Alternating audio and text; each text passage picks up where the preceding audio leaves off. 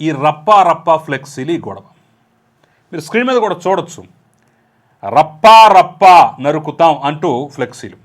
ఇంకొకళ్ళు అయితే ఎక్స్ట్రీమ్కి వెళ్ళిపోయారు. 2029లో మేము వస్తే రప్పా అని 88 కౌంటింగ్లో 88 సీట్లు దాటిన దగ్గర నుంచి రప్పా మొదలవుతుందని చెప్పేసి చాలా బహిరంగంగా ఫ్లెక్సీలు పెట్టారు. జై జవాన్, జై కిసాన్, జై జగన్ సంథింగ్ ఏదో పైన స్లోగన్స్ కూడా రాశారు. రాజశేఖర రెడ్డి బొమ్మ ఇవన్నీ కనిపిస్తున్నాయి. మరి ప్రభుత్వం, తెలంగాణ ప్రభుత్వం, సరే ఆంధ్రప్రదేశ్లో రప్పా ఇదంటే మీ రాజకీయం అక్కడ, మీరు పరిపాలించింది అక్కడ, మీరు ప్రతిపక్షం అక్కడ, మీ ప్రత్యర్థులు అక్కడ, వ్యవహారం ఉంటుంది కాబట్టి పోట్లాడుకున్నా కట్లాడుకున్నా ఏం చేసుకున్నా అక్కడ అనుకోవచ్చు. తెలంగాణలో జగన్మోహన్ రెడ్డి కోర్టు వాయిదాకి అటెండ్ అయితే ఈ రప్పా ఫ్లెక్సీలు పెట్టాలి, ఈ రప్పా ప్లకార్డులు పెట్టాల్సినటువంటి అవసరం దేనికి వచ్చింది? ఎందుకు వచ్చింది? ఎవరిని అంటున్నారు? తెలంగాణ గవర్నమెంట్ అంటున్నారా? బహుశా ఈ రకంగా జరుగుతుందని తెలుసు కాబట్టి కొంత పోలీస్ వ్యవస్థ బందోబస్తు పకడ్బందీగా ఏర్పాటు చేసింది అంటున్నారు.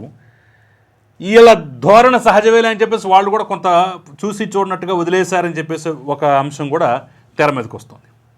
ఎందుకు? ఎవరు నరుకుతారు?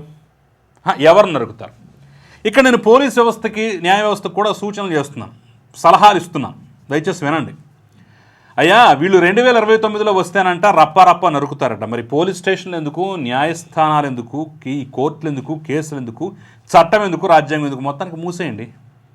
పోలీస్ స్టేషన్లకు తాళాలు వేసేయండి, న్యాయస్థానాలకు తాళాలు వేసేయండి.